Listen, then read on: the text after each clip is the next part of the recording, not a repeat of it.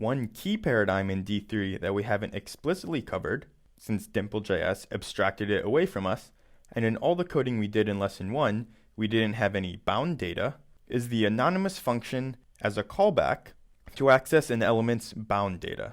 It's an anonymous function because it's not given a name, and if you come from other languages like Python, it's very similar to the lambda, and I call it an accessor function because it allows us to change the behavior of a generic D3 function, here working with the extent, to act differently depending on what we return.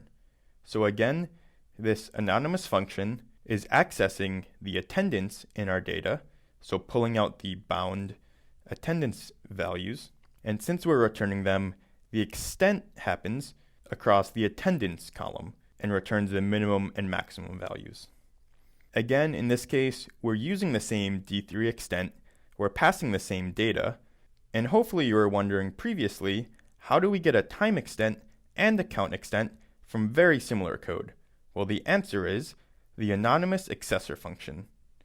For the time, we return the date, and for the attendance or count extent, we simply return the attendance. And while this function is quite simple in both these cases, you can perform all sorts of complicated logic within. And this is exactly how D3 makes its charts data-driven.